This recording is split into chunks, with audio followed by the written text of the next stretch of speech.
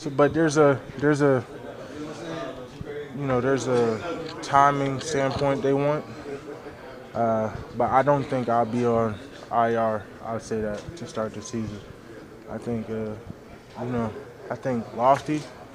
I'll be saying week 1, but realistically, probably like week 3, week 4, just to make sure and just get me back into this like football, just practicing hard and getting ready to sustain, taking my body through what I go through.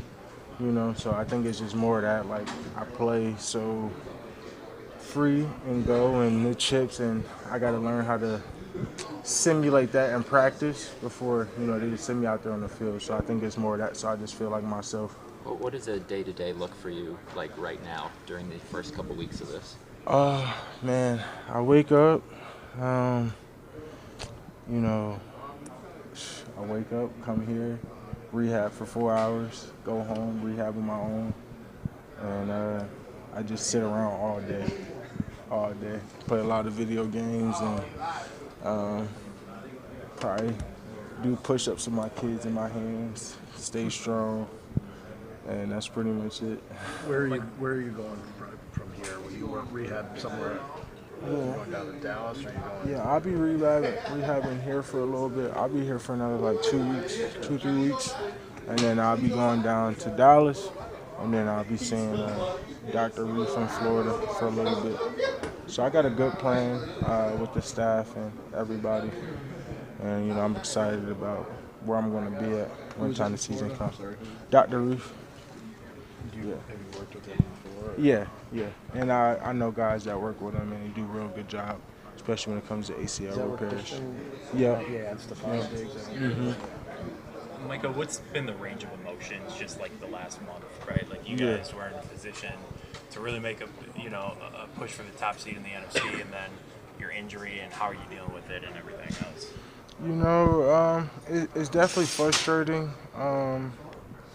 This injury has put me at the top of humility, and I think for most of my life I felt invincible. Never really sustaining a major injury before, and I kind of lived my life like that, and I played like that until I wasn't invincible anymore. And you go to a real share of appreciation. I never cheated the game, but I saw a video and I told the guys today, life has a funny way of showing you suffering, and you gotta be willing to accept the good with the bad. And God let me maximize this season. I was more hurt because I knew how many people I was letting down when I got hurt, and where I wanted to go, especially with the trade.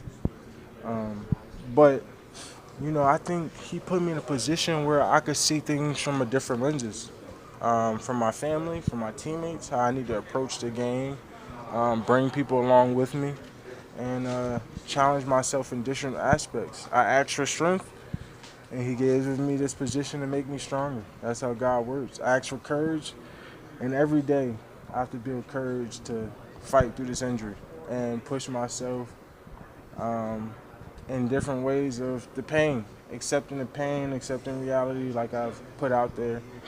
And, I know he don't put fear in us. He puts love, discipline, and that's kind of what I've been accepting and realizing. And it's been making me a better person from it. So I'm appreciative where I'm at right now. Surgery's going good. The knee feels good. So I'm excited to where I'm going to be at when this is all said and done. Did you know right away? Did you ever go back and watch that play when it happened? Yeah, I watched it a bunch. Did you know right away, though? Yeah, something wasn't right. Yeah, I knew right away. It wasn't a doubt in my mind. I knew right away. How shocked was it when you're sitting there and you're like, oh, God, the ACL? I think, at first, I got up and I walked off and I was like, oh, no, I'll be okay.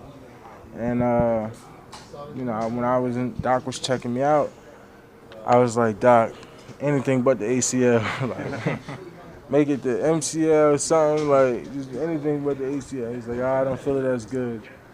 And, I just broke down in emotions.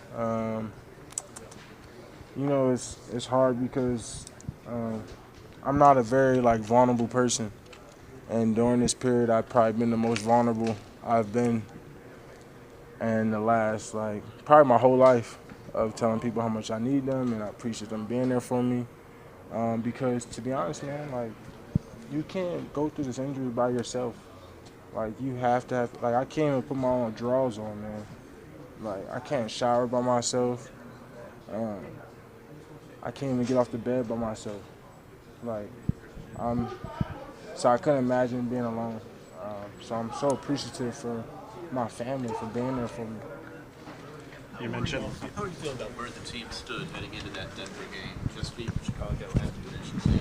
Where are you feeling? How are you feeling about the prospects? I mean, good. I mean, we was up 13 points in the game. We were playing good ball.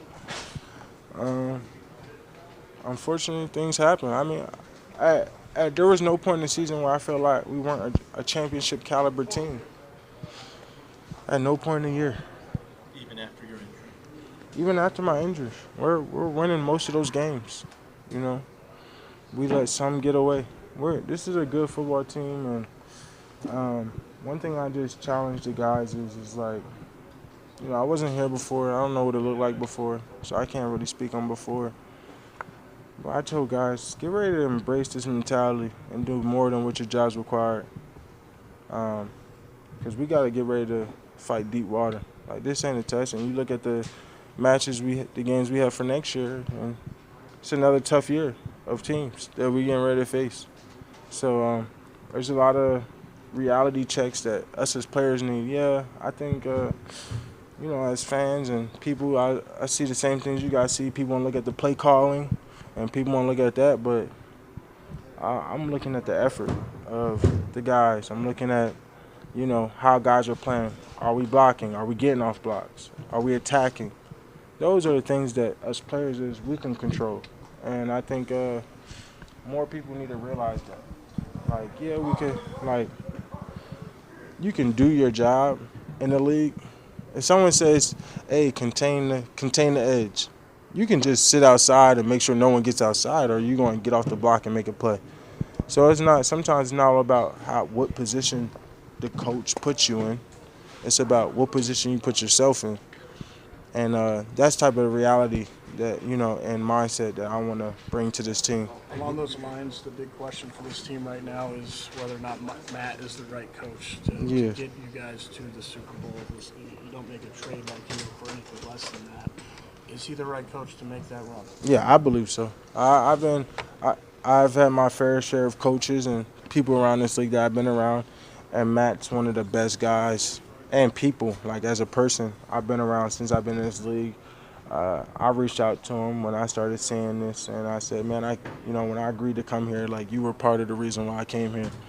I want you a part of this, and I love you, and I think you're a great coach, and he appreciated those words, and we had a brief conversation. But Matt I think he's a great guy, and I just think he cares so much. He cares so much about the players. I don't think people realize that. And you could get spoiled with good coaching and good people, and you don't realize until they're gone. And I don't want to be at that point where we realize, damn, we let such a great coach go. Because at one point, the players got to, you know what I mean? You talk about do your job, right? You talk about coach. I mean, the team put up, how many points they scored? 27? 27 points. A playoff game, I always told you, if my team puts up 21 points, we should win that game. Put up 27 points, and we missed 6, 7 on special teams. That's a 34 points. And you're talking about you want to get rid of a coach. At one point, players have to have accountability. And that's something that, I'm challenging us, and as players that we need to take.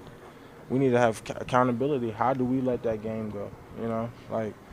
Coaching can only do so much. It's about timeouts and X's and O's, great. But sometimes it's about playing football at the same time. Did you hear Hafley's comments that you're going to come back and break the sack record? Yeah, he told me that. He's putting a lot of pressure on me, but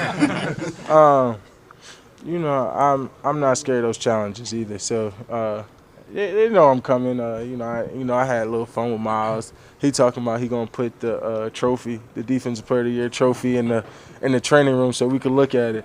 And I said, you know what, Mo? I said, don't worry. The sun sets, the light's bright, but the sun always sets too. So we coming. It's always great that you got a coach like that. Me and Half has a great relationship, and I can't wait to. He's another guy I can't wait to have another year with. You afraid to lose him though? You might become a head coach. Nah, Half ain't going nowhere.